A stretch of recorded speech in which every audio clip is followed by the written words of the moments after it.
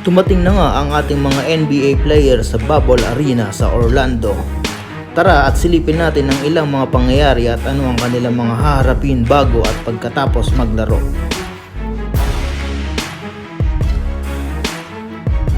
At kung bago ka pa lang sa channel ko, huwag kalimutan na mag-subscribe at pindutin ang bell button para updated ka sa mga bago kong video. Maraming salamat po. Jazz, Pelicans, and Lakers, Clippers 3 weeks from tonight in the official restart. But what I wouldn't do for so much as a G League scrimmage right about now. We are dying for NBA basketball. We love it. We miss it. We're inching closer to it after 6 teams return to full-scale practices today. And the Magic were the first. They, of course, finished their mandatory quarantine inside the NBA bubble this week. By Saturday, every one of the 22 teams participating in the restart will have practiced at least once. That includes Joel Embiid and the Sixers, who, based on today's travel apparel, are really taking no chances. Embiid wore a hazmat suit on the flight from Philly.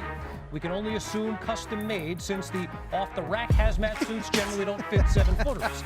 But credit Embiid, business is business, and Philly figures to be a very dangerous team.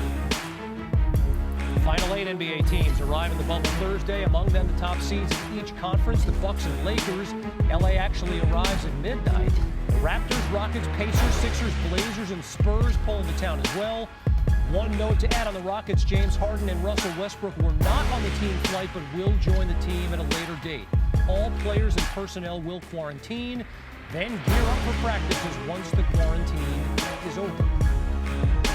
Malika Andrews joins us now from the NBA bubble in Orlando. Malika, we've spent so much time talking about masks and buzzers and social distancing. Today we had actual basketball. What were players saying about returning to the court? Finally, Kevin, we're talking about practice. So the players that were arriving on Tuesday have now cleared their 48-hour quarantine and registered 2 negative tests, which means that they were able to practice today. And one of the teams that was able to go through a full practice was the Orlando Magic. We spoke to Nikola Vucevic afterwards, and he just said it felt so good to get back out there on the court, especially in light of the fact that he felt like he was talking to his walls a little bit the past couple of days because there was no one else around. And I watched the Magic as they exited. Players had to walk out of practice. They weren't able to shower. They had to get these Magic bands scanned on the way out of practice, and before they were able to get back on the bus, and their temperature had to be checked. So yes, there was basketball, but there were still some additional hurdles they had to clear from a health perspective. Let's talk about personnel for a minute, Malika. The Nets have been scouring the free agent wire more than any other team, really out of necessity. They added 2 players yesterday. What can you tell us about the addition of Michael Beasley?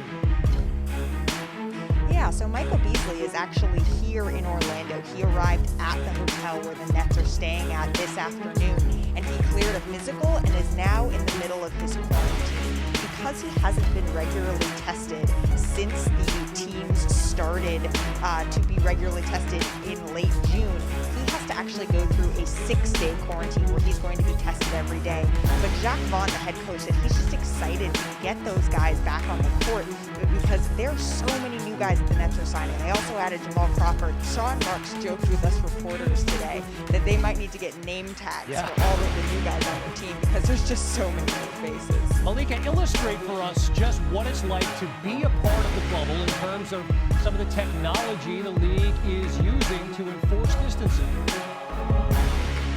Yeah, so one of the new devices that we have been given is this monitor, this device that monitors our social distance. And so when you're within 6 feet of another person for 5 seconds, it starts blinking like it is right now.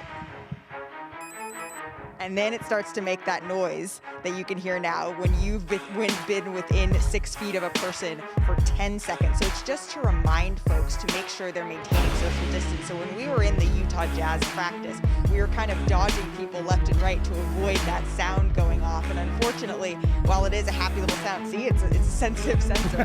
While it's a happy sound, you can't change it to be 50 Cent or to be Katy Perry or something else that you may want it to be. Yeah, no ringtones there. Bringing it back to the days of beepers from the center of the sports world, Orlando, Florida. That's Malika Andrews.